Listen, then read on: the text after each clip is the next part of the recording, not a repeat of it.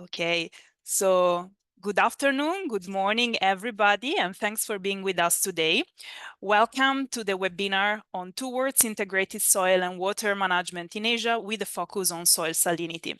This is a 2 days event, so that we are going to exchange today and tomorrow. Let's look at today. Today, we are going to open the discussion on the integrated management of soil and water resources in Asia with a focus on soil salinity. The webinar was organized as part of the implementation strategy of the Asian Knowledge Hub on sustainable soil and land management in the region that I'm briefly going to introduce you to. So if you allow me just 1 second, I will share my screen and start the presentation.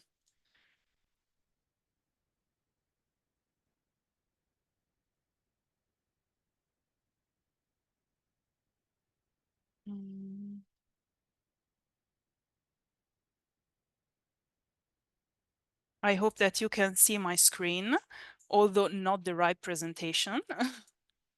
Here it is.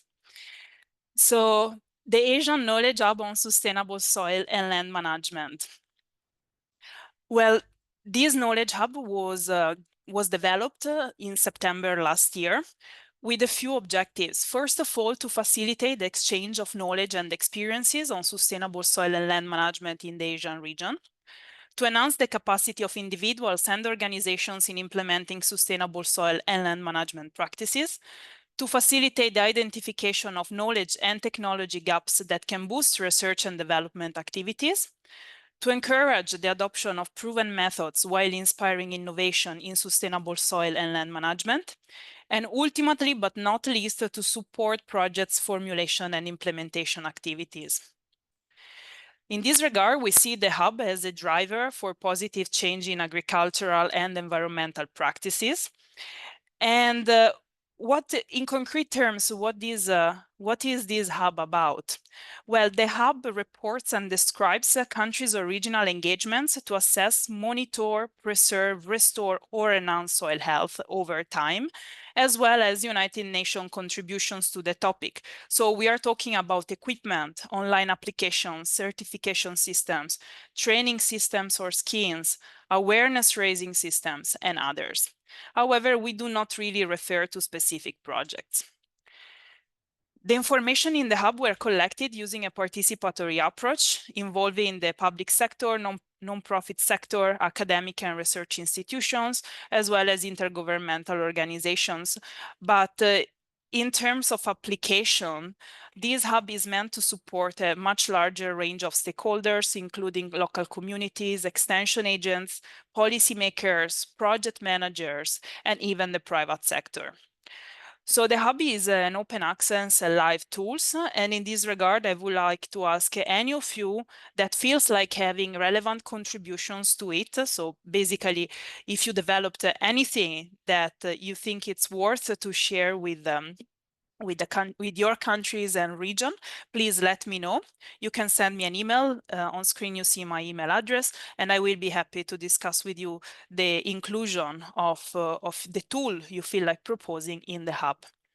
Unfortunately, the online platform hosting the hub is still under development, but we are collaborating with the Center of Excellence for Soil Research in Asia, so CESRA, to make its content available on the CESRA website already. So also the video recording of this webinar, as well as all the others that were organized in the previous months and the ones to come, are available on the CESRA website. The informations in the hub are organized under 5 scopes, or actually 5 categories, depending on the scope of the tool. So we have information organized in terms of soil assessment, monitoring, and mapping, policy, investment, field activities, and communication. Today and tomorrow's webinars are organized under scope 1, 2, and 4 of the hub, as we aim to share practices and technologies for sustainable management and amelioration of salt-affected soils in Asia, as well as to collect information on priorities and knowledge and technology gaps for the sustainable management and amelioration of salt-affected soils in the region, and ultimately support the organization of the International Land, Soil, and Water Forum 2024. Let me tell you just a few things on this forum. This forum is jointly organized by FAO with the Royal Thai government. The event is aimed to take place from 9 to 11 December 2024 in Bangkok, so in Thailand. And as you can see, it has three dimensions: land, soil, and water. Looking at soil only, the main focus is on, or will be on, erosion, decision-making support system, governance and policy, transboundary impacts of unsustainable soil management practices. So there will be a link between soil, air, and water, and salinity. And for this, we will make a reference, of course, to water management and to sand mining. The event will be very much focused on solutions. There will also be a technology and innovation fair, so even the private sector can participate to it, as well as startups, research organizations, and the universities. There will be a ministerial and stakeholder dialogue. We aim to bring a lot of ministers actually to the event, and ultimately we'll be promoting multi-stakeholder partnerships. The webpage for the forum will be available online soon. I will send you all a notification about it so you can stay tuned. This was the last of my slides. I thank you for your attention. And now, before giving the floor to the first speaker of the day, I would like to ask you all to answer a few questions on the topic. As you know, I like to break the ice as we start a new webinar. So I have a few questions for you. The first one is the following. You should see it appearing on your screen. Is your country experiencing soil salinity issues? Yes, no, or you don't know?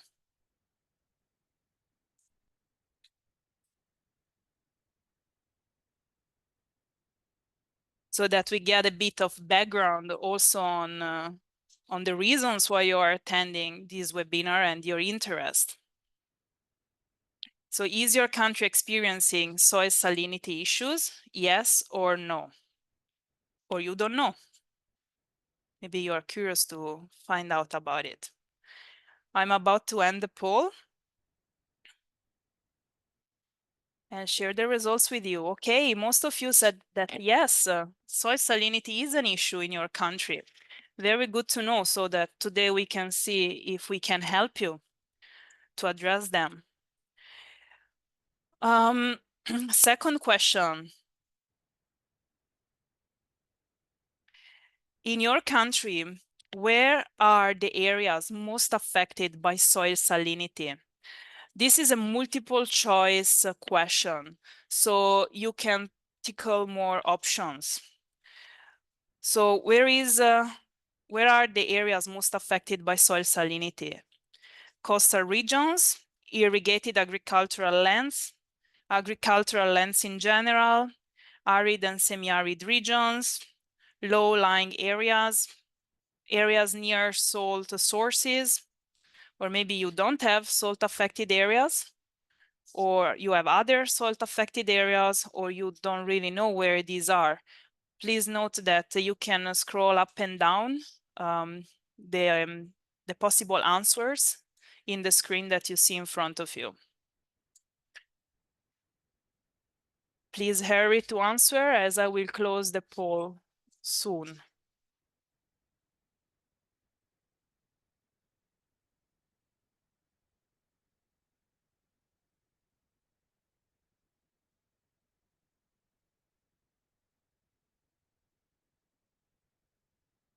Okay, curious to know the results? Here they come. So the areas most affected by soil salinity are coastal regions, followed by arid and semi-arid regions. Then we have irrigated agricultural land and the areas near salt sources. And then a few of you also reported agricultural land in general and low-lying areas, as well as other. And we have one participant say that do not know where they are. Okay, very good.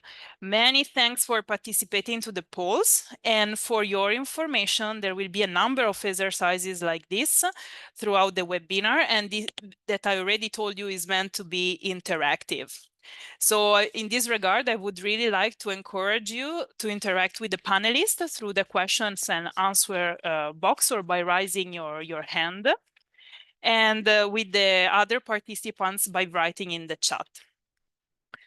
Okay, now it's the pleasure to give the floor to the first speaker of the day, Ms. Maria Koniuszkova, that is the coordinator of the International Network on Salt Affected Soils, INSAS, hosted by the Global Soil Partnership of FAO. Unfortunately, Ms. Koniuszkova had a last-minute commitment, so that she sent us a video recording of her intervention. So if you allow me, I will share my screen and also start sharing her video.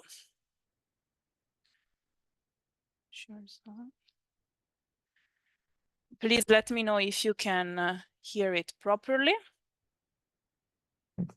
My name is Maria Koniuszkova. I'm a coordinator of the International Network of Salt-Affected Soils of the Food and Agriculture Organization of the United Nations.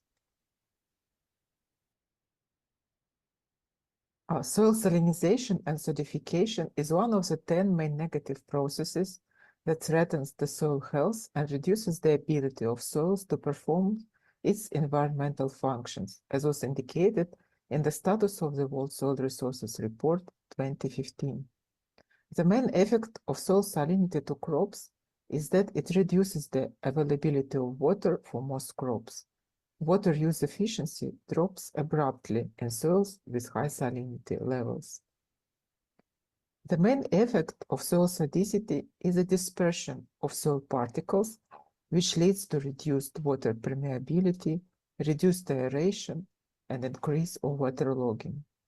Both saline and sodic soils are part of salt-affected soils of the world. What are the main trends in soil salinity under current climate changes? Arid regions already occupy around 40% of the land surface. According to predictions, increasing aridity will affect from 22 to 32% of total land area under existing trend in temperature increase, mostly affecting developing countries. In Asia, the available predictions show the increase in soil salinity in many parts of Central Asia, India, Kazakhstan, Afghanistan, and others.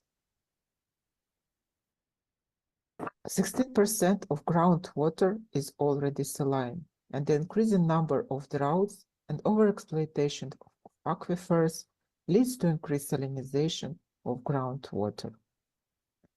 40% of water bodies globally are of poor quality. However, this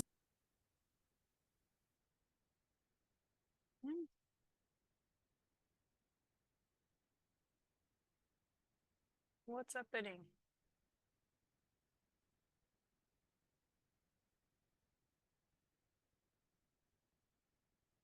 Sorry, it seems like there is a trouble loading the video.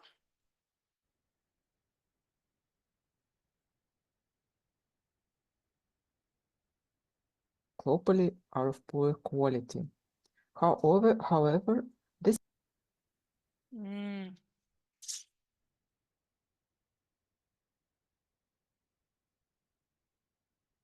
I'm very sorry. It seems like there is a delay in my internet and in loading it.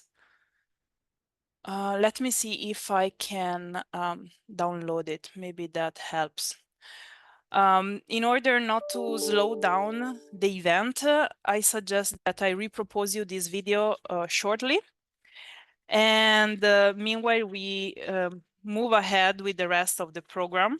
So at this point, I would actually have some other questions for you all to ask.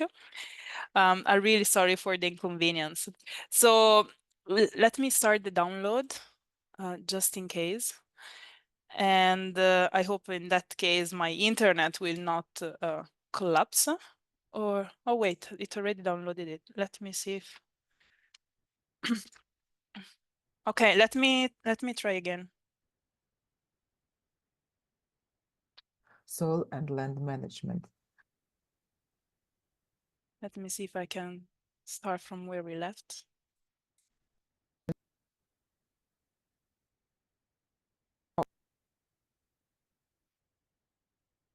Okay, from here, I guess. Of Okay, you can groundwater. still hear, right? 40% of water bodies globally are of poor quality. However, this number is most probably underestimated, as surface and groundwater quality data are not monitored in majority of countries. Over the past decades, the quality of irrigation water in arid regions has been continuously deteriorating in terms of its salinity and sodicity.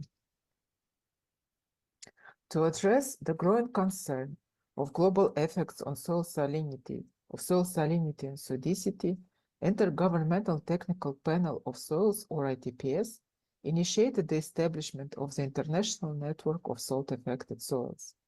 This initiative was supported by the member countries of FAO and endorsed at the Plenary Assembly of the Global Soil Partnership in 2019. INSAS is one out of 7 technical networks addressing different aspects of sustainable management of soils.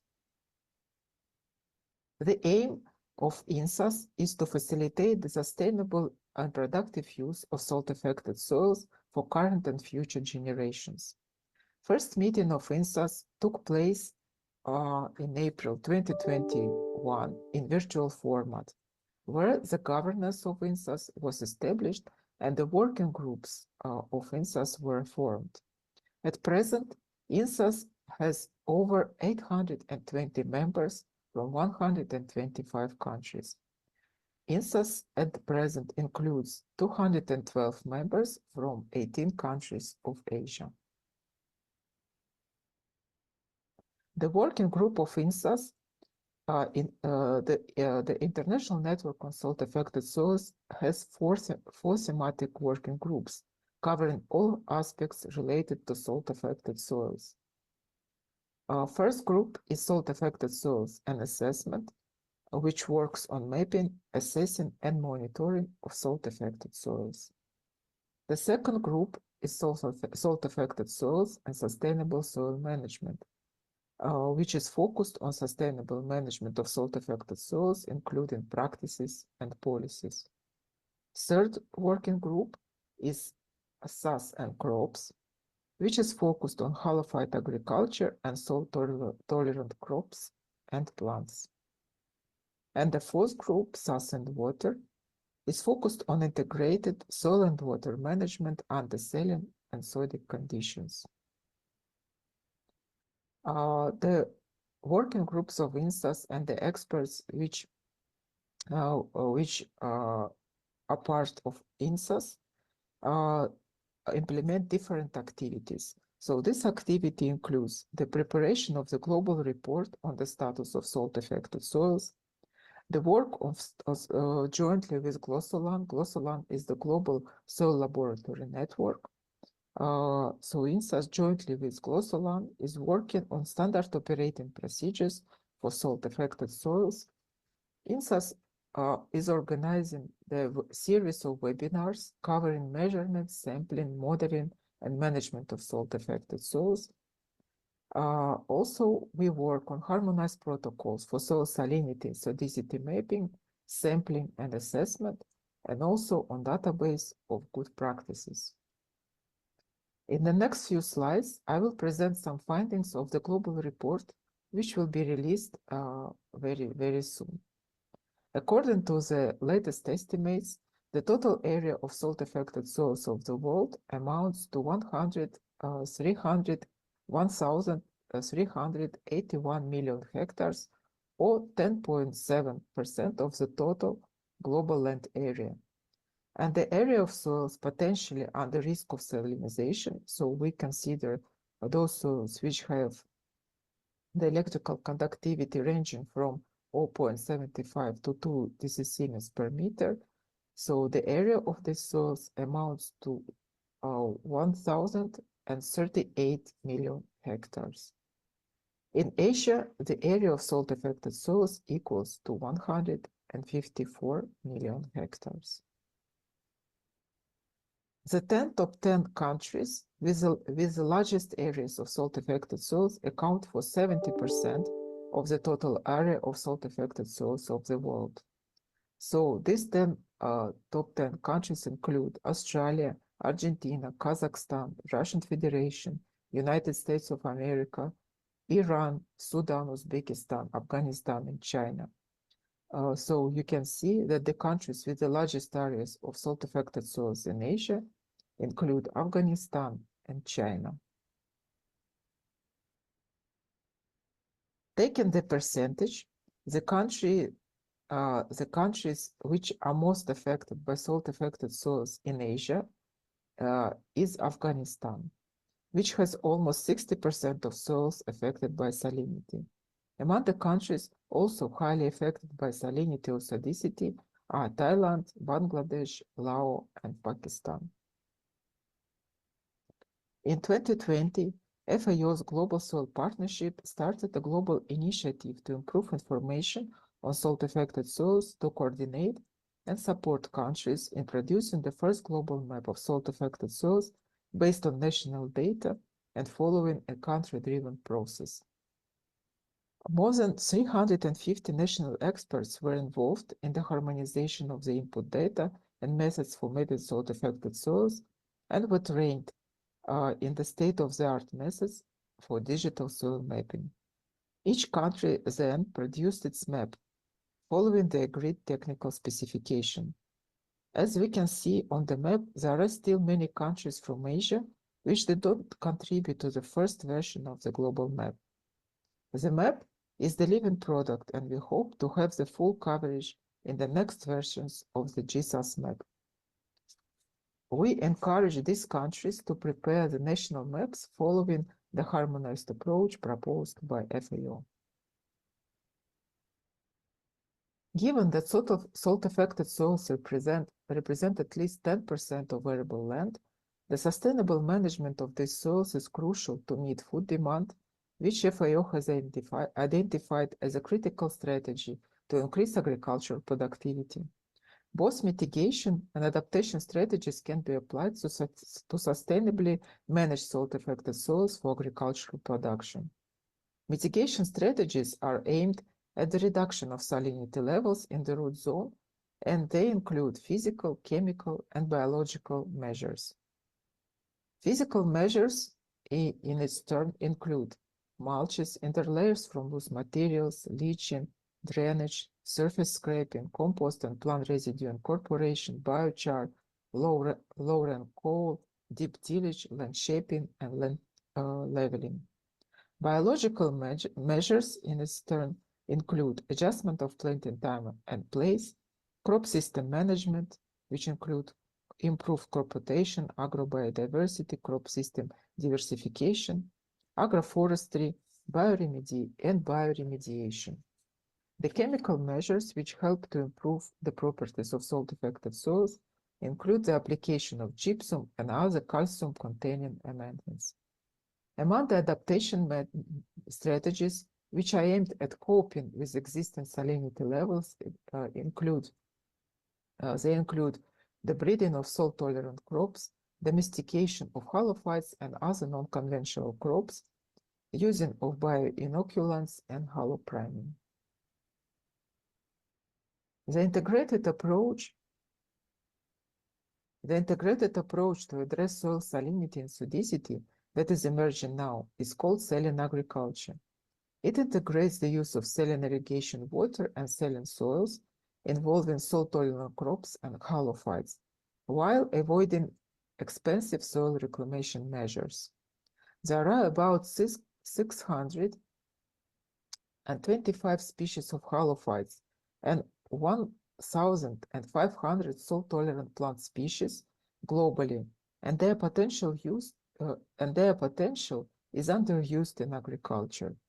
Halophytes can be used as sources of grain, oil, and fodder. Saline agriculture is a long-term measure that should be included in the national plans of the countries that experience soil salinity and water scarcity, as it provides a cost-effective solution from an environmental, food security, and economic perspective. FAO members initiated the establishment of 2018 as the United Nations Year of Saline Agriculture. Urgent actions are required to address soil salinization and acidification at the global, national, and local level. Let's work together to improve soil health and productivity of salt-affected soils. Thank you for your attention. Many thanks, Maria. Just let me fix one thing, otherwise you might hear some echo.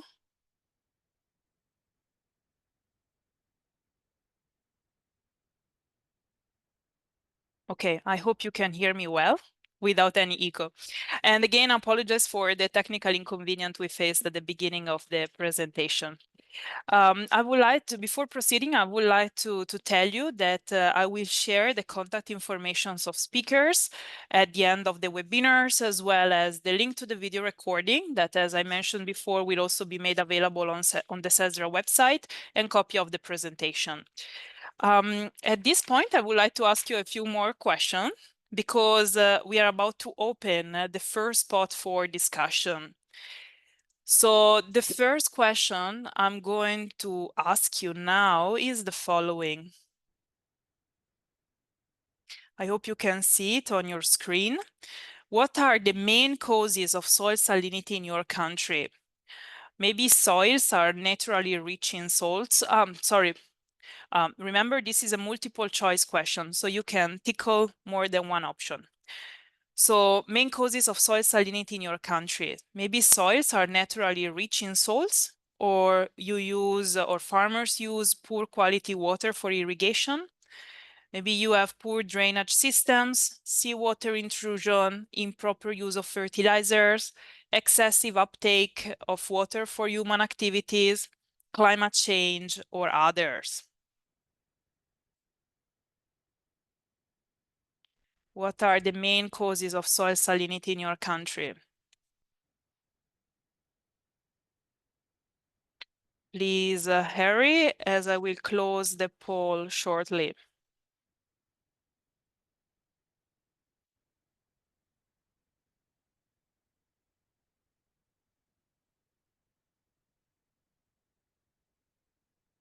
I'm about to close it, in 3, 2, 1. Okay, and let me show the results with you. So the first cause of soil salinity in the country is the presence of poor drainage systems, followed by climate change. Followed by seawater intrusion. Then we have climate change and the use of poor quality water for irrigation. And then to follow, we have improper use of fertilizers. Soils are naturally rich in salts, and I would say excessive water uptake for human activities. Many thanks for answering this question. Now I have another one with the same format, but single choice. Are there already visible impacts of soil salinity on agriculture, like crop fishery and forestry? Yes, somehow, no, or you don't know.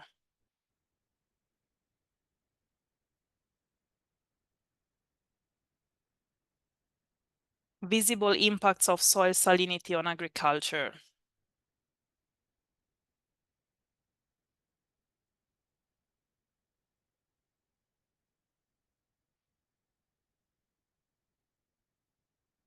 Please hurry, as I will close the poll shortly.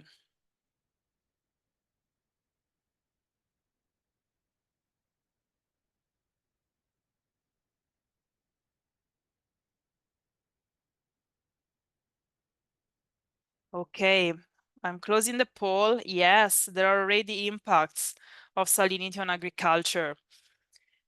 Many thanks for answering this question. The next question is actually meant to be a bit more interactive. I will ask you to write a bit. We will use Mentimeter. I hope you know this tool. Let me share my screen. So with your phone, can you scan this QR code or eventually copy paste the link to the question that I also put in the chat. You should be able to click on it and then answer the following question. Can you tell us about the impacts of soil salinity on agriculture in your country? Especially for those of you that said yes, that there are impacts that are already visible of soil salinity in your country. Can you tell us what these look like? If it's either in a reduction of the crop or whatever. How do you assess them? How do they look like? You can scan the QR code with your phone or click on the link that is in the chat. And the results should show here. Live answers. But let me keep these on screen a bit longer.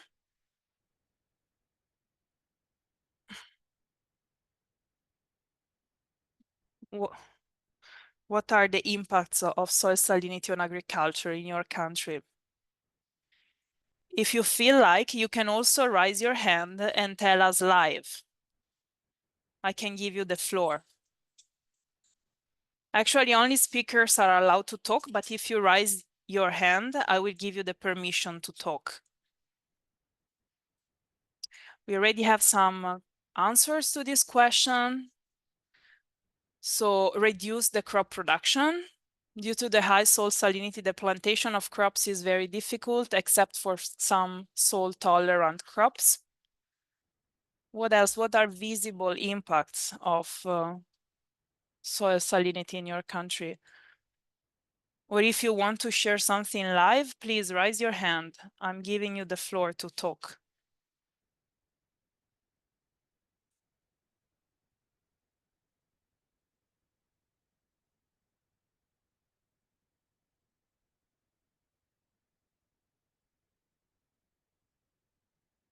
I'm keeping this on screen a few seconds more. If no additional inputs come in, I will ask you the last question and then I will really open the floor for live intervention.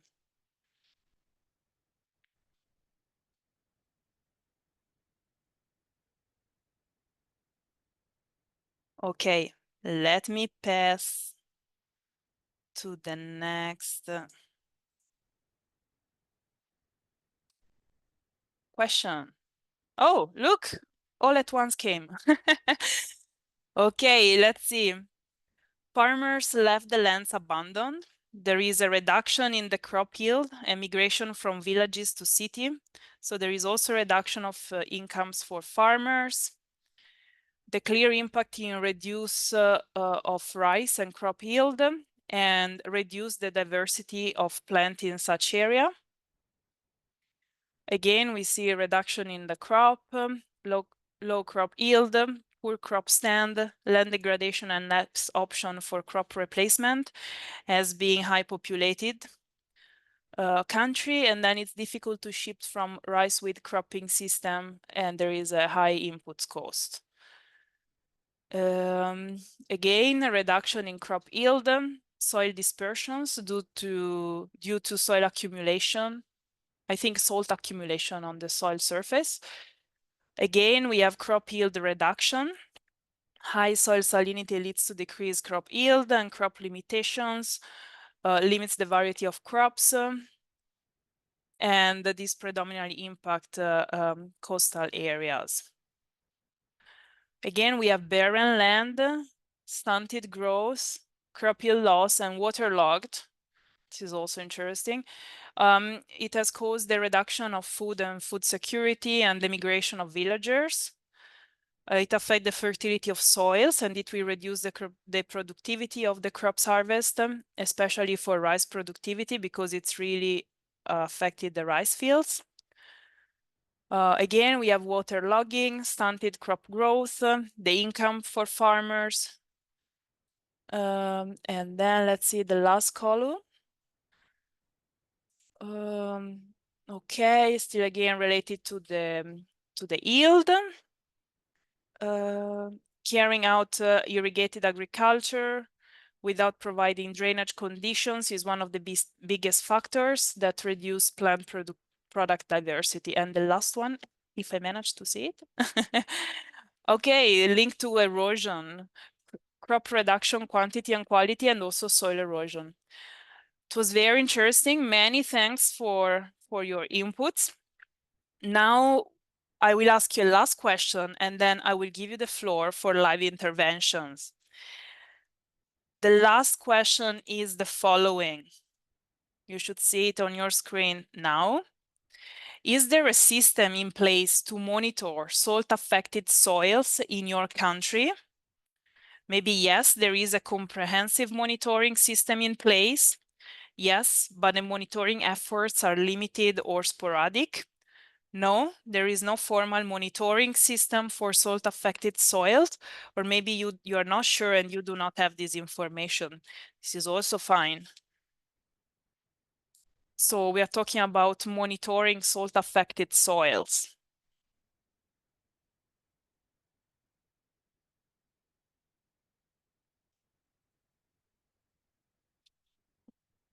I will close the poll shortly. Please hurry.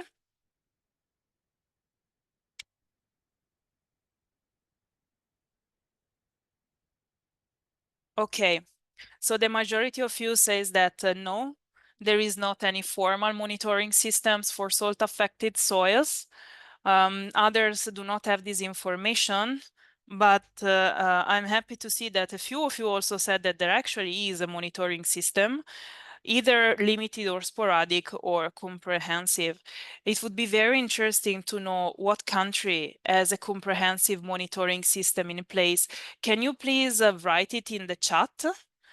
Because very shortly, actually, with the next presentations, we are getting to talk about monitoring and assessing salt-affected soils. So those that have a comprehensive monitoring system in place, can please tell us what country does it refer to in the chat?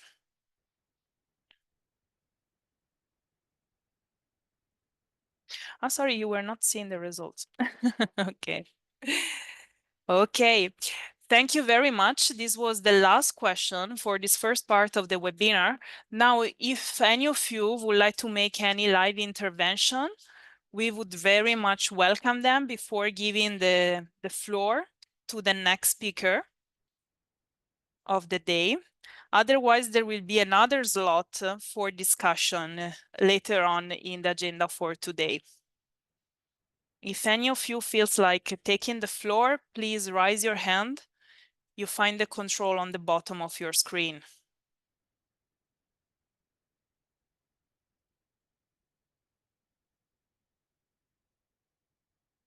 If not, let's warm up the atmosphere a bit more with the next speakers. Actually, we have two speakers from Thailand.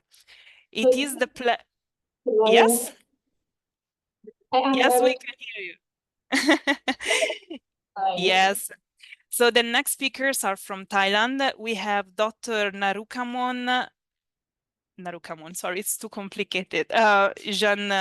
Janjiravutikut, soil surveyor at the Soil Resources Survey and Research Division of the Land Development Department of Thailand, that will tell us about the development of a monitoring system and database on salt-affected soils in Thailand. And I would also like to introduce another speaker from Thailand. They will talk one after the other. It is Dr. Kyatisak Sonsri, lecturer at the Department of Soil Science at Kasetsart University in Thailand, that will tell us about monitoring seawater intrusion impacts on the salinity and sodicity of agricultural soils in the lower central plain of Thailand. So Dr. Narwekamon and Dr. Sonsri, the floor is yours. You have 10 minutes each, please. Thanks. Thank you very much. You can hear.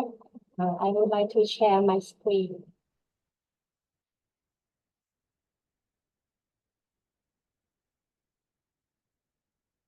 Good morning and good afternoon, everyone. Hope you can see my screen well. Okay. First of all, I would like to thanks FAO for giving me an opportunity to share my experience about development of monitoring soil affected soil and database in Thailand. The outline includes background of soil survey and soil map in Thailand, map of soil affected soil, map of soil class on surface, study correlation between soil affected soil and soil class, digital soil map of soil affected soil of Thailand, mapping assessment and monitoring in the future. Soil survey activity in Thailand was starting almost 90 years ago due to the need for agricultural planning. The early stage, FAO support many training and also help to set National Soil Survey Division. In 1963, Land Development Department or LDD established for responsibility National Soil Survey and Soil Database of the country. In 1980, soil taxonomy of USDA is adopted as a national soil classification system in Thailand. So, general soil map of Thailand is used soil taxonomy. The present general soil map was published in 2019.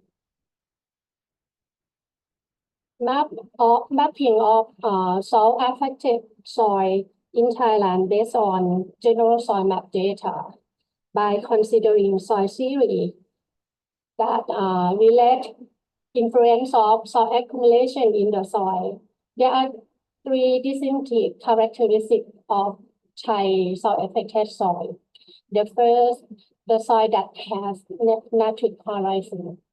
The second, the soil that has characteristic of haloquate grade group and the sodic subgroup.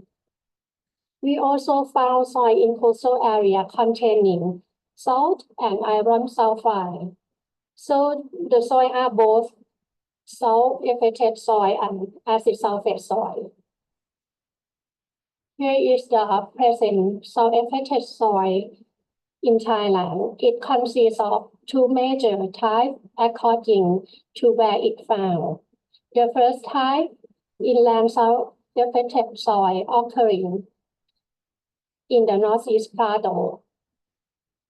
In the red box, you can see its salinity is mostly derived from rock salt in Mesozoic sandstone underneath the surface of the region.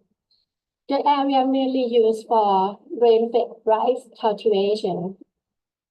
The second type is coastal salt-affected soil occurring in active and formal active tidal in the active and formal active tidal flood along the Gulf of Thailand and Andaman Sea coast. Salinity is derived from seawater. It isn't commonly used for cultivation. Most of the area is mangrove forest. Some is used for aquatic culture and salt production.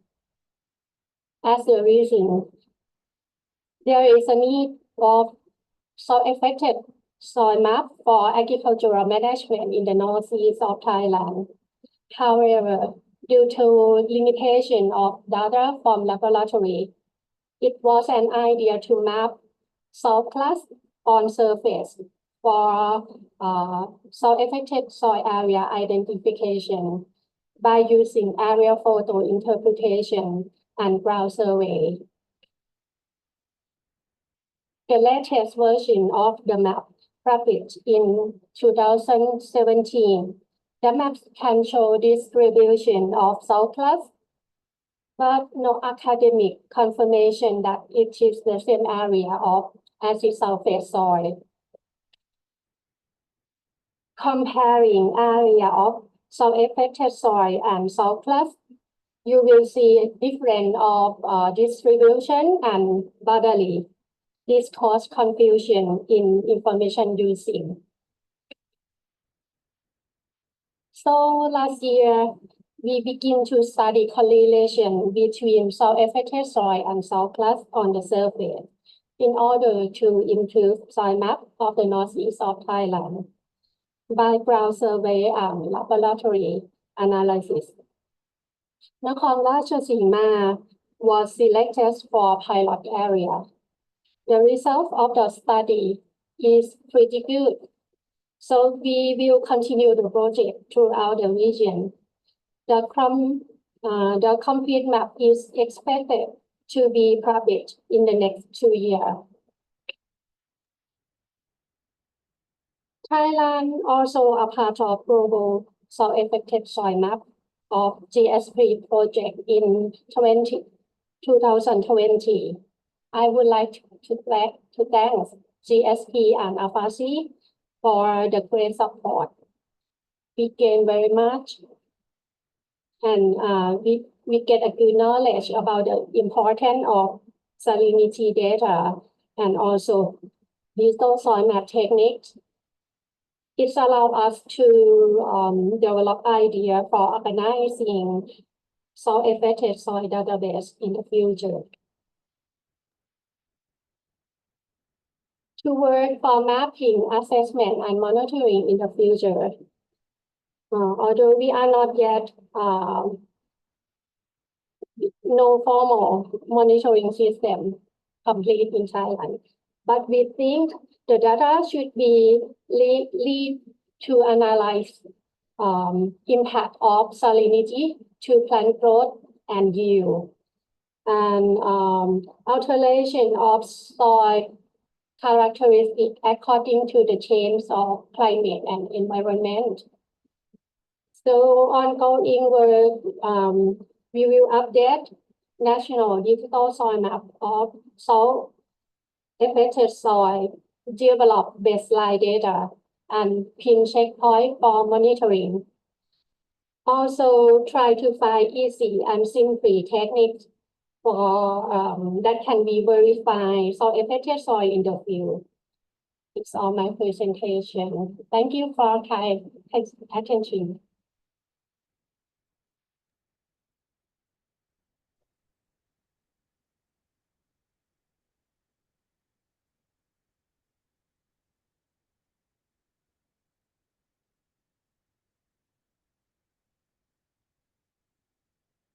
Sorry, we cannot hear your voice.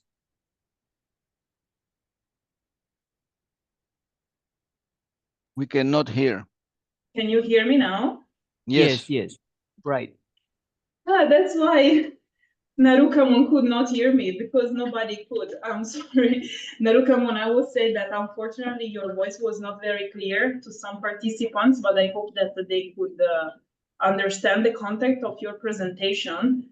And anyway, thank you very much. It was a very good presentation. Can I please ask you to keep an eye on the question and answer box at the bottom of the Zoom page?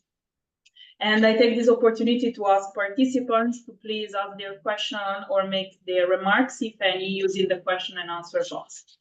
Thank you very much. Sonsri, over to you. Okay. Can you see my slide?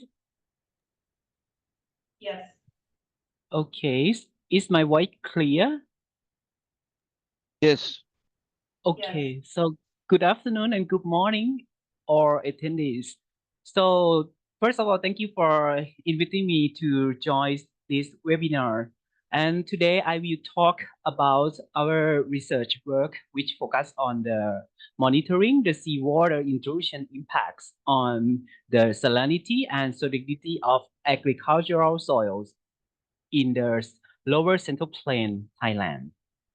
So first, I tell you some of introductions. As you may know that global warming is very crucial problem, with one of the most problem that's caused by global warming is the rising in sea level.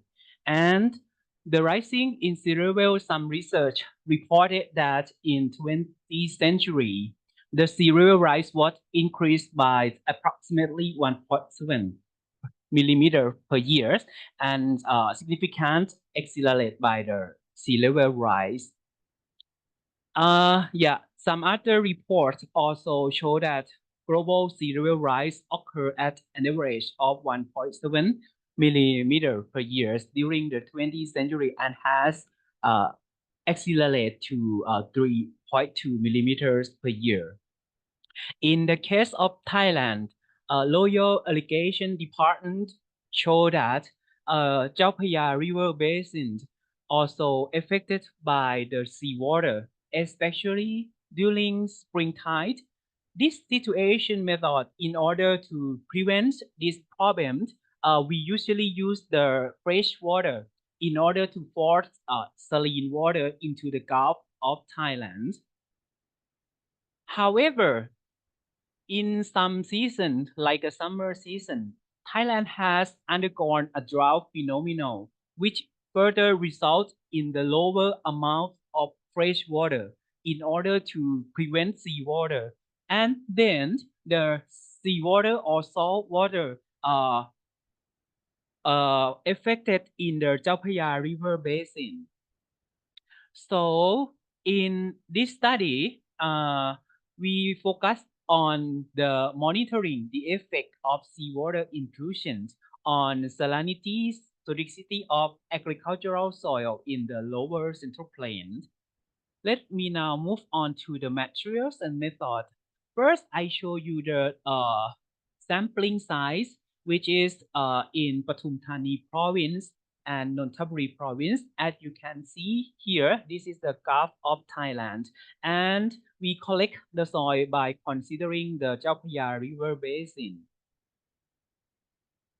And this show the sampling points in total 11 locations. And then we collect the soil sample every single month for 1 year using a soil auger, and the 5 different depths were collected for analysis of electrical conductivity and sodium absorption ratio. And this is show the analytical method for some chemical properties, namely electrical conductivity and sodium absorption ratio. Let's move on to the result and discussion. As you can see, Dr. Narukamon also said about the criteria to classify the salt-affected soil. In general, if the EC more than 4, it can be considered as the salt-affected soil. And you can see in some regions, for example, in location 4, the electrical conductivity was more over than 4, and then this can be considered as the saline soil.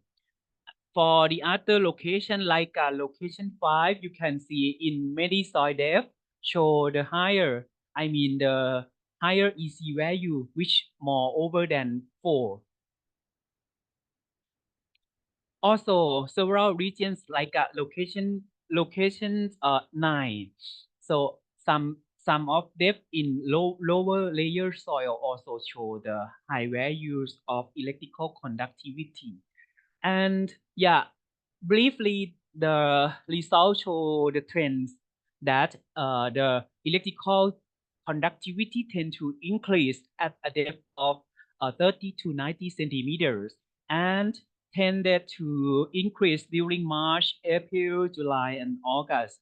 This may affected by 2 kind of things that I consider. First, the soil parent material, which is in the lower central plain, it was like marine sediments, and irrigation management of agriculturists, which sometimes use the water from Chao Phraya River that affected by saline water through the canal, and then it can be affected. For the sodium absorption ratio, usually if the value more than 13, it can be considered as the sodic soil. As you can see, many locations show the values of the SAR more than 13, and almost all the soil depth, particularly location 1, as you can see here, which can be considered as the sodic soil. Also, you can see several locations that we found that the sodium absorption ratio was more than the standard, as you can see here. And then I can briefly mention that the sodium absorption ratio was tended to increase at a depth of 30 to 90 centimeters and tended to increase during March, April, July, August, November.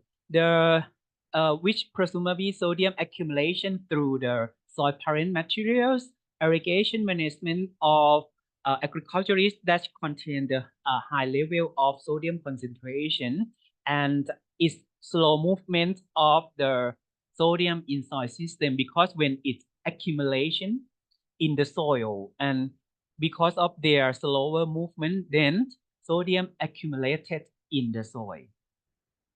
So in conclusion, the results suggested that seawater intrusions might be considered as a cofactor that influence the variability of salinity and sodicity, which appear during the freshwater insufficiency to force back the seawater. And the intensity of salinity level seem to increase in March, April, July, and August, as well as intensity of sodicity level was generally high at all periods of the times of this study. So some suggestions: the agriculturists should use the gypsum to reduce the effect of sodium, and also long-term monitoring of salt water intrusion on some property is one of the interesting issue to investigate. So we sincerely grateful to the financial support from Kasetsat University Research and Development Institute and the National Research Council of Thailand. And also, I'd like to thank our colleagues, Associate Professor Dr. Napaporn and our research team for the kind support. Thank you very much for your attention. Can you hear me? Yes. Okay, good. Thank you very much, Sonsri and Narukamon, for your very good presentations and also for staying within the given time. They were extremely interesting. I think we have a few minutes for taking questions live, if there is any. Otherwise, again, I remember participants, they can ask their questions in the question and answer box. I see one now coming for Dr. Sonsri, indeed, in the question and answer box. And it's very important that we compile all questions in there because we can consult them anytime also in terms of answers, and the speakers will know where to look at. I don't know if Dr. Sonsri, if you want to react to what there is in the question and answer box. And if anyone else would like to take the floor to ask questions or make statements live to both Dr. Sonsri and Dr. Narukamon. I'm sorry, Dr. Narukamon, your last name is so difficult. I just approach you as Narukamon. Okay. If not, I kindly ask all speakers, so Dr. Narukamon, Sonsri, but also the ones that will come later, to keep an eye on the question and answer box.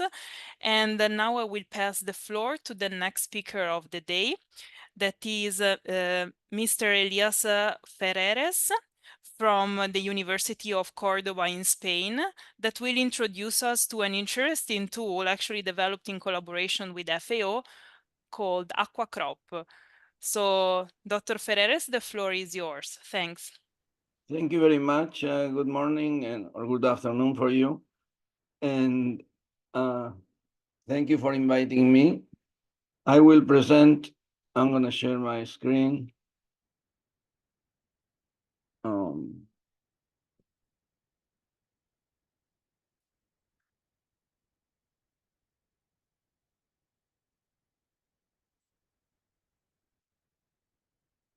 Can you see it?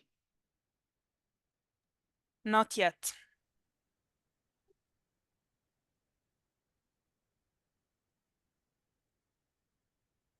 Can you see it now? No. Oh, If needed, I can also share my screen with your presentation. it's not the same because mine is animated. Okay. I sent it to you in PPT.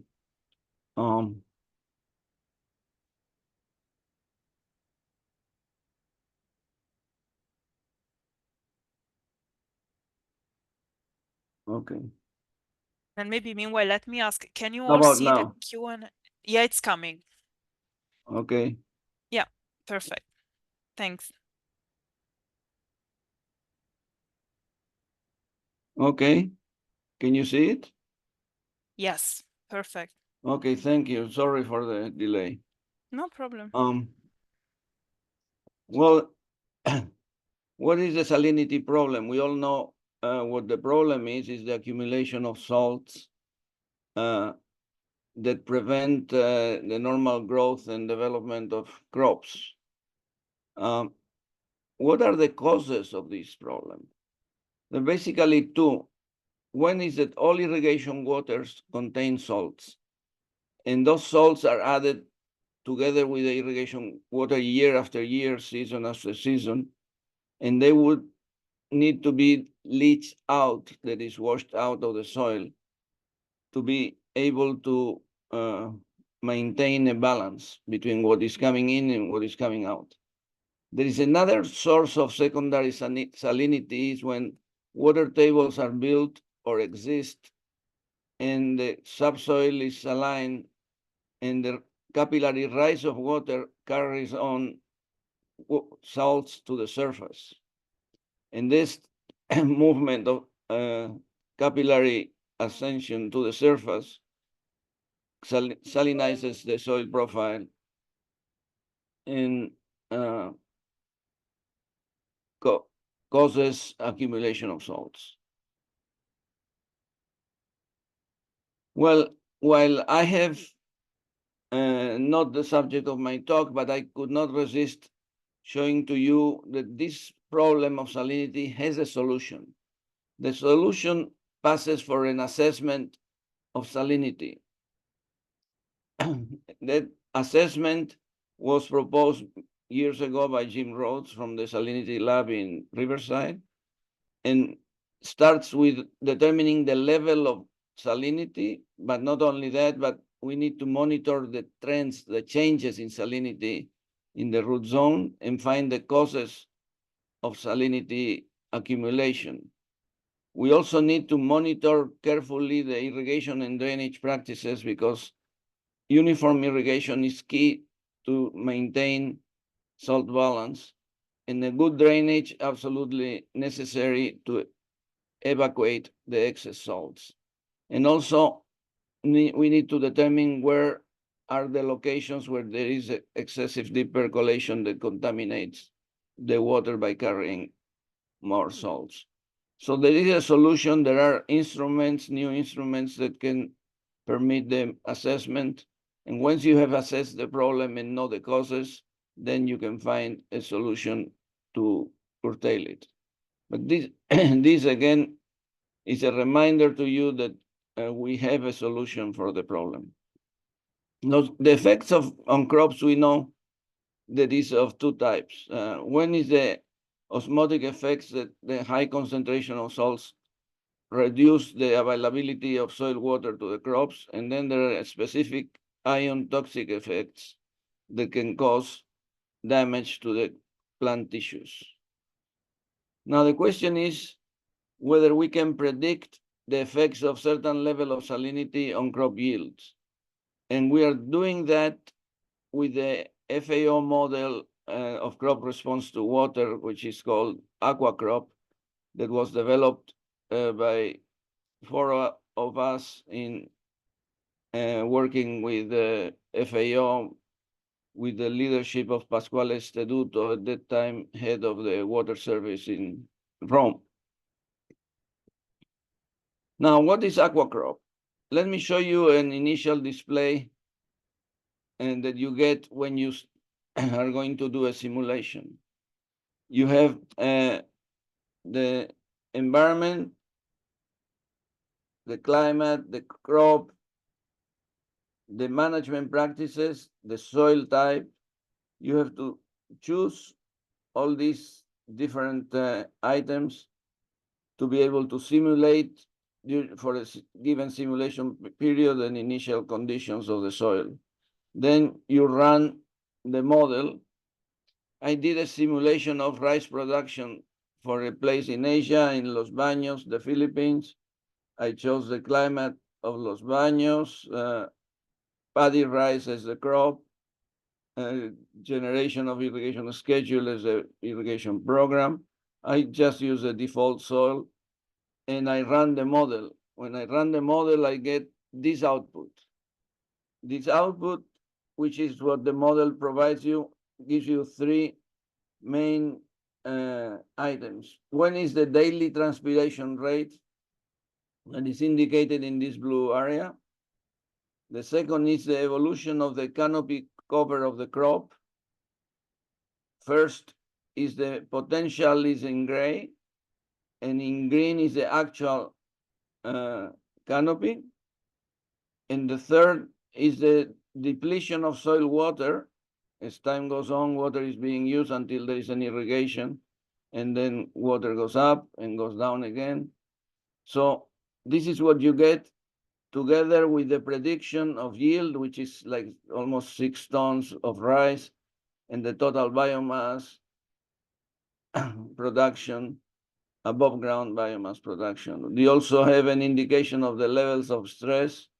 You can see there was some canopy cover stress that produced a canopy that was less than the potential. So there was a need for more irrigation in this period. Anyway, this is the way aquacrop predicts production of a situation when the salinity is not an issue. Now, how does the salinity module in aquacrop works? It's based in a well-known relation between yield and the electrical conductivity of the saturation extract. This relation has been developed for many years ago and is reported in FAO publication for the different crops. In fact, I believe that every different variety will have a different relation, but is generically produced for different crop species. The relation is that you have no impact on yield as salinity builds up until you get to a threshold level in which the production goes down with a certain slope, and until production is zero at a level of salinity that is too excessive to grow this particular crop. Now, the aqua crop carries on a water balance with inputs, irrigation, rainfall, capillary rise, and outputs, which are ET, runoff, and deep percolation. But it also carries a salt balance. The salt balance is computed by computing the amount of salts inputted by irrigation water or the capillary rise from the groundwater table. These are the inputs, and the outputs is the leaching by excess rainfall or excess irrigation. So the model carries on a daily basis a salt balance, mass salt balance, and then converts it to electrical conductivity. This is a reminder, 2 points. This is the typical distribution of salts with the soil profile with depth. You have a typical profile when you have initial conditions, and after rainfall, you have a decrease in salinity, but it's following this. The surface water is getting, the surface soil, sorry, is getting leached, but the salts are accumulated in the bottom, but less and less as more rainfall goes on. Another point that I want to make is the importance of high frequency irrigation in limiting the damage of salinity. Here you have the production of the total soil water potential, including osmotic and matrix effects, under two conditions. Low frequency is in black. So every irrigation, you recover the level of salinity, and then as the soil dries, salinity increases and the soil water potential decreases. And if you have high frequency irrigation, you can see that the fluctuations in soil water potential are less, much less. So the possibility of irrigating frequently is important to minimize the impacts of salinity on soil, on crop production. Now, how does the aqua crop simulate the crop responses? Well, aqua crop in response to salinity simulates a smaller canopy cover. In green, you have here the potential canopy cover, and in brown, the actual water canopy cover that has three limitations. Is less. Number one indicates it's a smaller canopy. Two indicates that it develops slower. And three indicates that it dies faster than the normal condition. These are the three impacts that canopy that the canopy does in response to salinity. Now, another impact is the decrease in water availability and its impact on stomatal opening. So here you have a normal situation from field capacity to permanent wilting percentage. The dotted line is for only water stress. After a certain level of water, as you dry the soil, the stomata start to close and the crop coefficient goes down for stomata. And this relation converts into even more restrictive by salinity, where you have less potential stomatal opening with salinity, which goes down as the soil dries, even before you get to PWP. Both conditions produce less transpiration. You have a smaller canopy that transpires less. And that impacts on the fundamental equation of aqua crop, which is that the biomass is the result of a water productivity normalized, which is a factor, particular factor for the crop, which times the summation of transpiration that is normalized by reference evapotranspiration. So your transpiration is less, and the result is that the biomass production is less, and yield, which is considered a fraction of the biomass, will also be less. Now, the model computes the electrical conductivity of the soil on a daily basis and determines the coefficient that limits the biomass production over the potential or maximum biomass that you get without salinity. In order to be able to characterize properly the growth, you need to calibrate the model. By calibration, I mean having some observation on the canopy, preferably, in order to be able to determine these coefficients that the model offers to you to select. The first effect that the model does is to reduce the canopy cover, the maximum canopy cover. So but then there is a stress coefficient to reduce canopy expansion, another one that reduces the stomata opening and reduces crop transpiration. And also there is a decline factor that hastens the canopy decline after the maximum canopy has been reached. This is an example of the canopy responses to salinity depending on what selection you do. A is a selection in which the canopy is only affected in its size. The yellow one is a potential canopy and the green is the actual canopy. In the case of moderate effects on the different parameters, if you have an observation like is indicated by this point, this tells you that the adjustment, the best adjustment is for this situation of moderate effects on canopy expansion and CC decline. And if it's more severe, the effects on canopy expansion, then you have a more distant option between potential in yellow and actual in green. Each situation will give you a different yield because the transpiration depends on the size of the canopy. So depending on what you select based on your observation, you will have a different response. The other option that the model gives you is to study or predict the effects of both salinity and water deficits.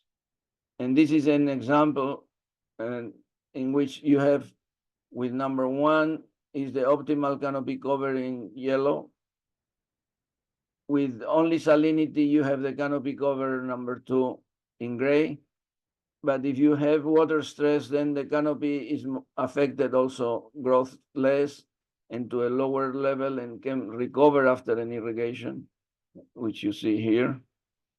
So number 3 would be the computing of water and salinity stress. So the model does all these predictions based on a number of assumptions. Those assumptions can be found in the reference manuals. Actually, you can download the program free from FAO site, AquaCrop, and in the reference manuals, and they will describe, we have described in great detail how these computations are made and under what assumptions. There are many assumptions, and the model has only been tested very limited. So if you have data, experimental data on the evolution of salinity and the impact of salinity on yields, I encourage you to download the model and test the salinity module, simulate your productivity and see whether the model predicts accurately your observations.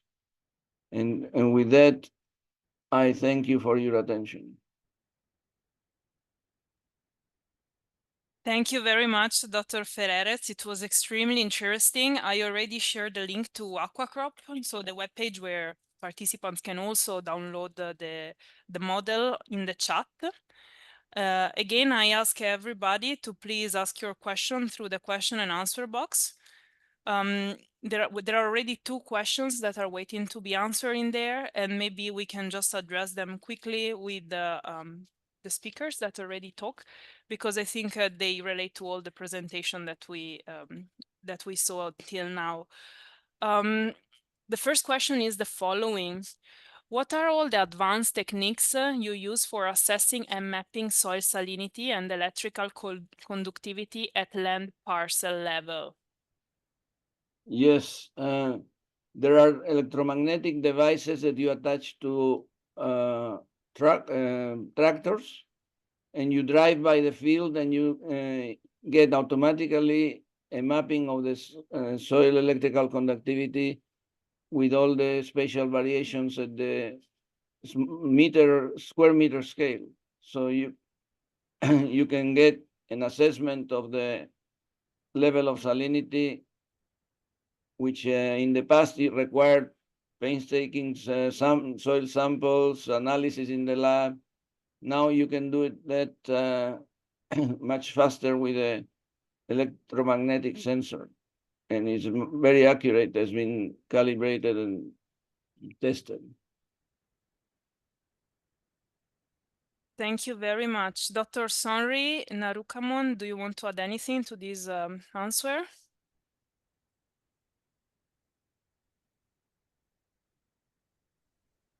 Okay. Could you repeat the question again? Sorry.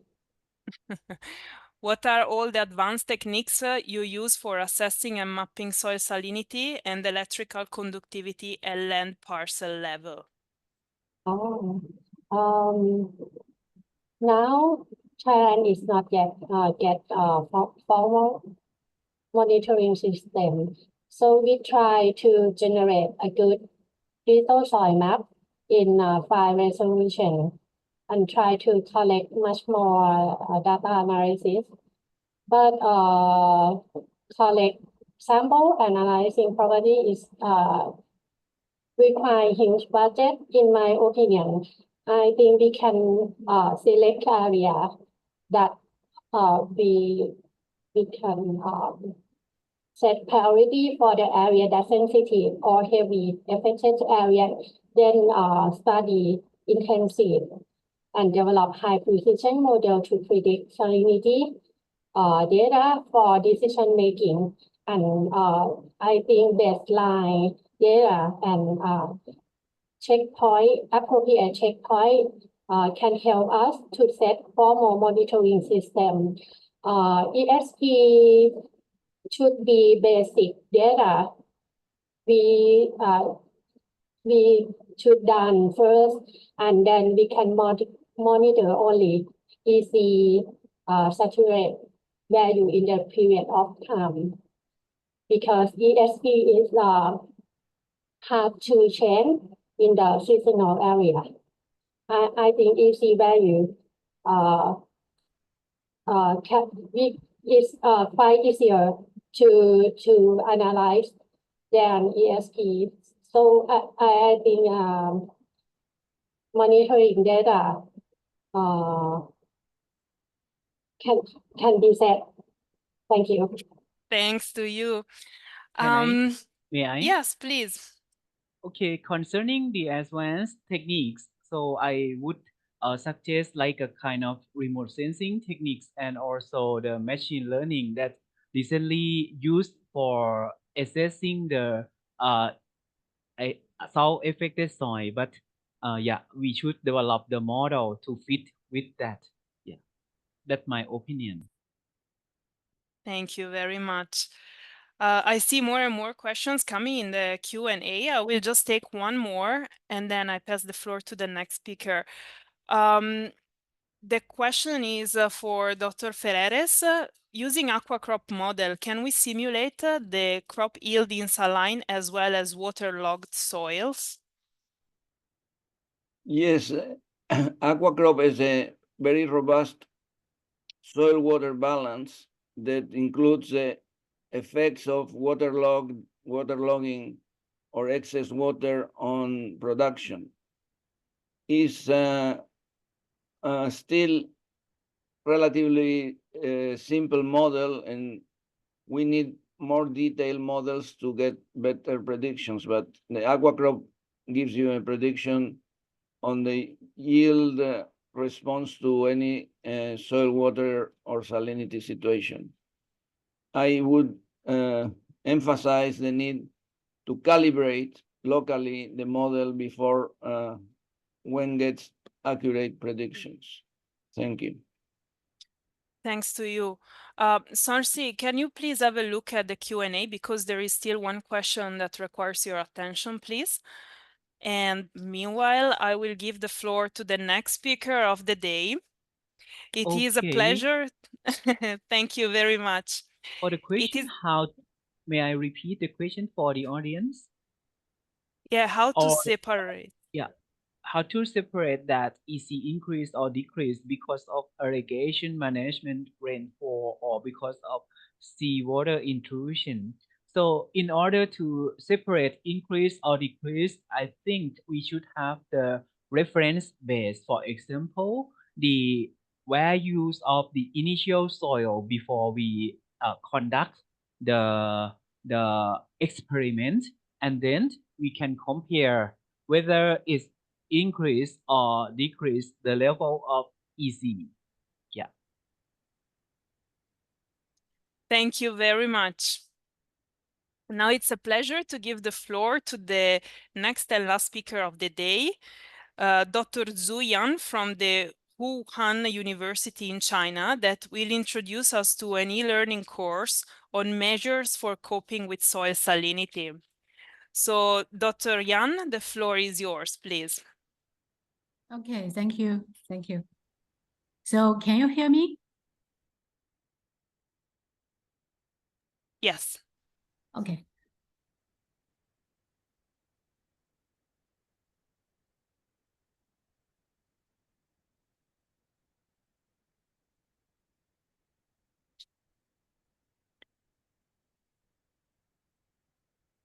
So hello everyone.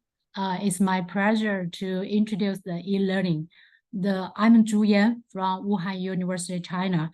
And this work is also cooperated with Dr. Li He. She is the agriculture officer from FAO. The e-learning is measures for coping with soil salinity. My presentation could include 3 parts. The first one is I will give a general introduction about this e-learning course, and then is about the details of course 1 and the course 2.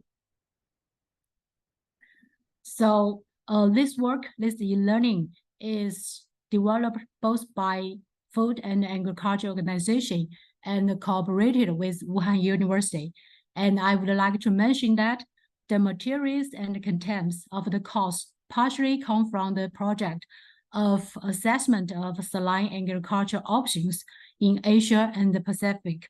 This project is funded by FAO from 2021 to 2022. So this e-learning series include 2 courses. Course 1 is measures for coping with soil salinity, and the course 2 is good practices to cope with soil salinization in the Asia-Pacific region. So this course aims to explore effective practices for coping with soil salinity in the Asia-Pacific region, though that's specific for Asia. So many practical examples and case studies of successful salinity management practices are introduced. And also the implementation factors, benefits, challenges, and applicability to similar contexts of these measures are introduced in details. So for course 1, it provides an overview of soil salinization and the general introduction of strategies to deal with it. So this course, it includes 3 lessons. It's almost lasts for 105 minutes. For lesson 1, it's introduction to soil salinization. And lesson 2 and lesson 3 are for irrigation and drainage measures, agronomic, chemical, and biological measures. So for course 2, it explores effective practices for coping with soil salinity, mainly coming from the Asia-Pacific regions. I'd like to mention that a few of these practices are from other continents like Australia, but most are from the Asia-Pacific region. So the structure of course 2, it includes 4 lessons. The lesson 1 is those good practice from the irrigation and drainage practices. And the lesson 2 is about the good agronomic practices. And the lesson 3, good chemical practices. Lesson 4, and good biological practices. In each course, we have set some multiple choice questions to check your knowledge. Almost every 5 to 10 pages, you will find one check your knowledge page, and you can answer these questions.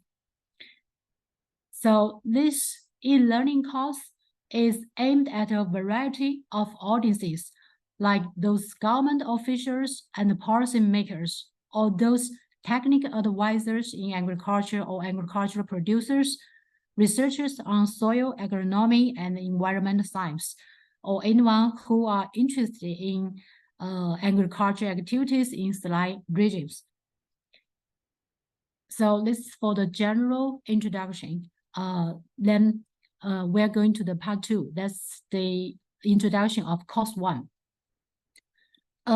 In course 1, the lesson 1 is the introduction to soil salinization. It introduces the basic concepts of soil salinization, its causes, potential hazards, and the extent of its impacts on a global scale. The brief introduction of the method used for mapping and monitoring salt-affected soil that's suggested by FAO, we will give a brief introduction about that. In this lesson, you will find out why soil salinization is an issue and how to tackle this phenomenon by adopting improving strategies to mitigate and adapt to it. In this lesson, we use a lot of figures, that's the framework figures, to show the knowledge. This kind of figure are very vividly showing the general knowledge. I will give example that's this picture shows the main causes of soil salinization. We divided it into 2 categories. That's the primary and the secondary causes. We use different colors and different logos to distinguish these 2 kind of causes. And if you click any one of them, you will find more information about that. So this is another figure to show the mapping method. Also, the latest work for spatial distribution and key global data for the salt-affected soil are also included. Like this is the global map of soil-affected soils from FAO, and those data are also listed here. In the last of lesson 1, a framework of measures of soil salinization is provided. We generally divided it into 2 categories, like the irrigation and drainage measures, biological, chemical, and agronomic. But we did not show any details about these measures. We just gave a big picture to show people the general measures of soil salinization. So this for lesson 1, and lesson 2 is about the general information about the irrigation and the drainage measures. In this course, we introduced the potential of irrigation and drainage measures for coping with soil salinity issues. And there are 3 major ways to regulate water salt dynamics are listed in this lesson. That's the most important ones, like the drainage, salt flushing, and the leaching, and the improved irrigation. For each category, we introduce its major aim, principle, and the major measures. I will give you example that's for the drainage. The drainage aim, principle, and the 3 main drainage measures are introduced. And also the main features of each drainage system are identified in this lesson. So we use a lot of field picture. These pictures are photoed by me from the field during the last couple of years, like the horizontal drainage, vertical drainage, and the dry drainage. And also the comparison of these drainage methods are listed in details, like the disadvantages and the disadvantages of different measures of drainage. And then people can choose the suitable one. In this lesson, because the soil salt drainage and the irrigation measures related to the water and the salt dynamic, so we use animations in this lesson to show how it works and help learners to understand.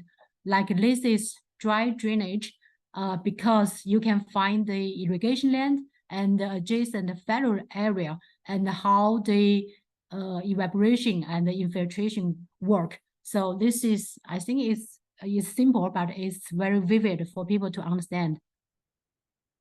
So for lesson 3 is the agronomic, chemical, and the biological measures. It introduced the potential of using these measures to combat soil salinization and restore productivity to salt-affected soils, and how to use these measures and how they help to reclaim salt-affected soil are introduced in this lesson. For the agronomic measures, we divided them into two major categories. That's the mechanical means and the cropping system management. In each category, we have different kind of methods. Like in the mechanical means, we have land leveling, plowing and subsoiling and scrapping. Like in the cropping system management, we have crop rotation, intercropping, residue management, and land use conversion. And then we introduce the details of these different kinds of measures. So for the chemical measures, we divide them into organic and inorganic ones. The beneficial effects and the suitable kind of saline soil of different chemical amendments are thoroughly discussed. So we have a picture like this to show how it works and its effectiveness. For the biological measures, we divided them into three categories. The principle and the potential of these measures in rehabilitating saline soil are discussed. So this is the major content of course 1, and then is the course 2. Course 2 gave totally different information. It's the good practice to cope with soil salinization. In this course, the practical examples and the case studies of the measures used are introduced. In this course, we include 13 different practices. Them belongs to irrigation and drainage and agronomy, chemical and biologic. So in each lesson, each practice will be introduced in 4 aspects: how it works, the key implementation points, benefits and barriers, and also the application areas. So the objective of each lesson is explain the approach of each practice, assess the impacts, benefits, and ways to solution, identify key points for implementing these practices, identify applicable agroecological conditions. So I would give a big picture for those practice for these different kinds of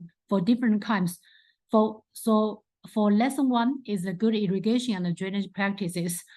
In this lesson, 4 good irrigation and drainage practices are introduced. The cases, they are subsurface drainage, weir canal conjunctive irrigation, autumn irrigation, March drip irrigation. The case studied for the first one is from India, and the other 3 are from Northwest China. And lesson 2, we discussed the 4 different kinds of agronomic practices, the land management approaches. The cases we used for this practice is from India and Iran. And another is for the crop rotations and the intercropping. These we include serious cases from Nile Delta from Egypt. And the third one is the raised bed planting and crop residue management. This case is from Uzbekistan. And the last one is interesting one, that's the land use conversion. This is especially suitable for those coast area. This case is from Saline, Southwest Bangladesh. I'm interested to find that this kind of method, the land use conversion, I find this method used in inland China recently. So for lesson 3 is good chemical practices. We give 2 chemical practices. The first case is using the gypsum and the farm manual. This case is from the Pakistan. And another is from Australia, use the biochar. So for lesson 4, we introduce 3 biological practices. The first one is tree planting. The case is from Australia.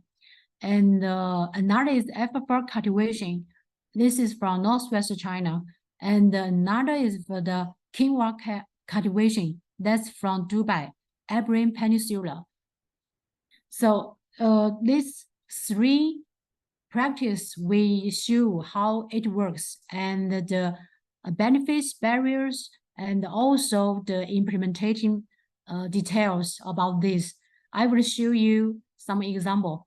The first is about the subsurface drainage, and we show how it works, and we show the key implementation points. This is also from the field. And we have those benefits and the barriers. If you collect these things, you will find more data about that. We put all this data here, like the figures or tables. So in the last of each practice, we set a discussion about the application areas. So this is another example for the quinoa cultivation, how it works, and the key implementation points. You can find a lot of details here, 1, 2, 3, 4. And if you click any one of it, you will find a lot of information. Like this one is how to cultivate it. And also we show the impacts and the benefits, barriers, and the solutions. So I just list 2 here. And if you want to find more, and you can go to the e-learning. So this is my brief introduction about the e-learning. So thank you. If you have any questions, just contact us. So thank you. Thank you very much to you. It was a very interesting presentation, and congratulations on the preparation of this e-learning. I hope that colleagues attending online will consult the course. It's for free. It's available on the FAO platform. I will share the link to it with you all in the chat shortly. And now, again, I would like to open the floor for questions, if any, or like reflections before getting to the end of the webinar for today. Tomorrow we have another day. Is there anyone that would like to take the floor and make a live intervention or ask any question to our speakers and to Dr. Zhu?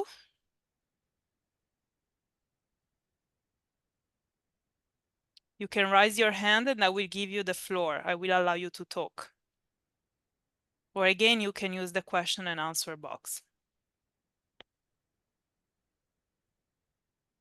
Tomorrow we will have more time to discuss. Tomorrow we will talk about practices and technologies. Today was really about setting the scene.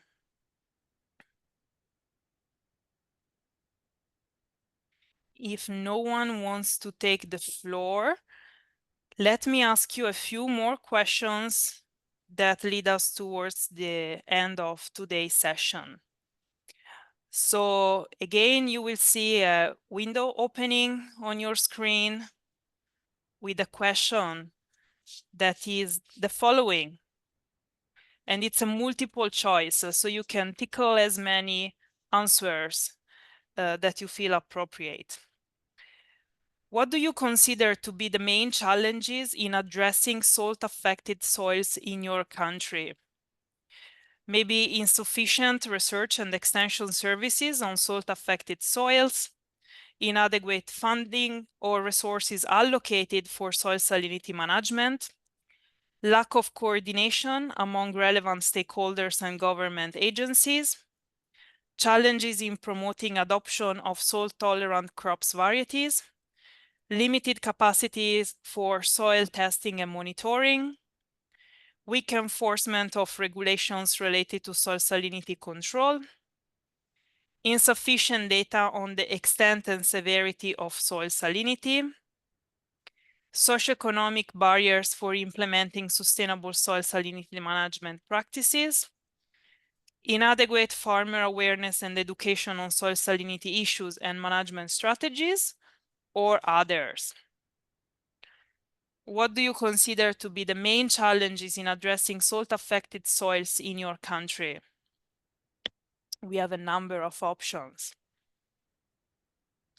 Please hurry, as I will close the poll shortly.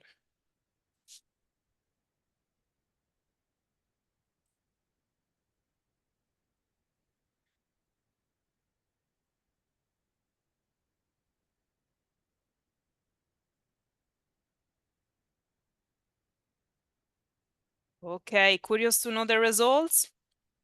Here they come. So first of all, we have inadequate funding or resources allocated for soil salinity management.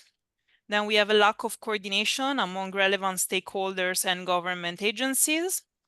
Then inadequate farmer awareness and education on soil salinity issues and management strategies. And then limited the capacity for soil testing and monitoring that link very well to what Thailand presented today. Insufficient research and extension services on salt-affected soils. And then at the same level, we have the challenges in promoting adoption of salt-tolerant crops varieties and weak enforcement of regulations related to soil salinity control. And then, yes, all the others to follow. Thank you very much. I have one more question for you for today. That is the following. What are your country's priorities in managing salt-affected soils? Again, it's a multiple choice and it relates to the decisions of your government on the topic.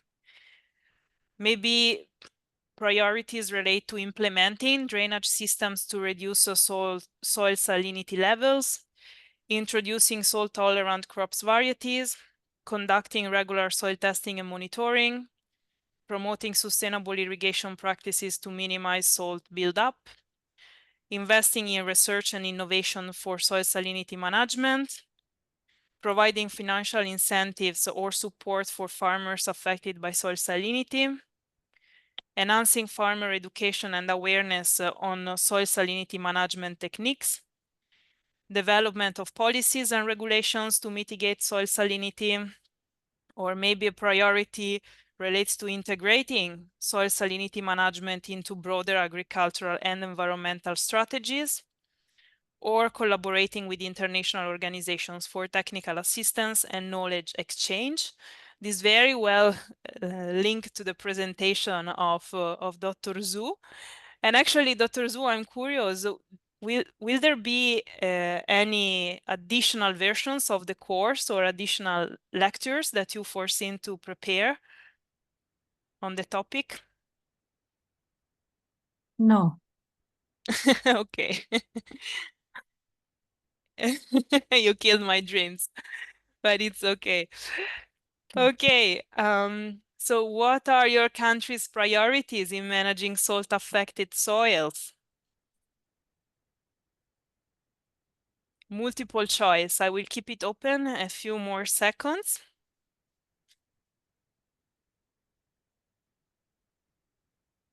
I'm about to close it.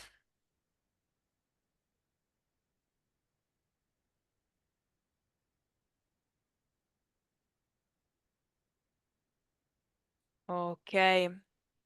Here there are the results. So most of you said that the government or your countries is working on introducing salt-tolerant crop varieties. Then we have also promoting sustainable irrigation practices to minimize salt buildup. Then I would say that we have investing in research and innovation for soil salinity management at the same level of implementing drainage systems to reduce soil salinity levels. And this is followed by enhancing farmer education and awareness on soil salinity management techniques. And then all the others to follow, maybe I read one more, conducting regular soil testing and monitoring, very important, and also developing policies and regulations to limit soil salinity. Very good. Thank you so much. Before leaving you, I have a last question for you, but it will require you taking the floor eventually, so please don't be shy. Can you give us an example of a measure used in your country that had successful impacts? So maybe you can just raise your hand, tell us your country name, and then describe the measure that was used or implemented in your country to address soil salinity issues and that gave a good impact. Anyone feel like sharing? Tomorrow we will hear from China, India, Iran, Thailand again on practices and technologies, but let's see what you're doing already. Anyone feels like sharing? Or you just want to wait for tomorrow?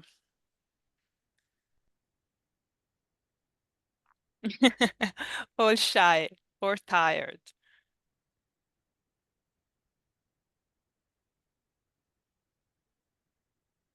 If no one feels like taking the floor, I invite you to attend tomorrow's session. Again, focus on practices and technologies. And I will proceed with the closing. They're saying tomorrow, today's session. Okay.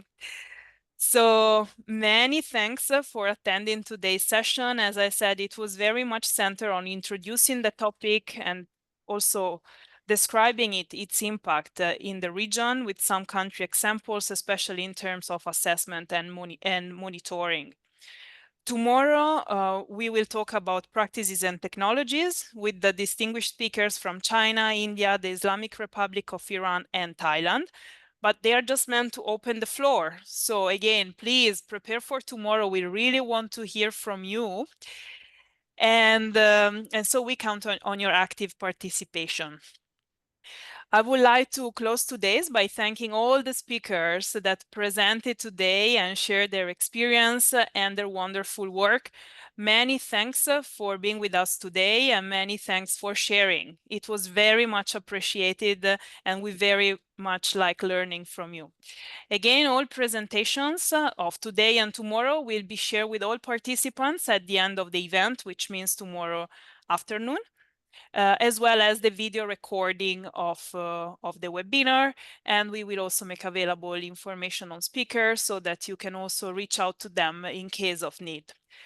Once again, thank you very much. And we hope to see you tomorrow, very active, to join the discussion at the same time. Thank you very much. Thank you. Thank you very much.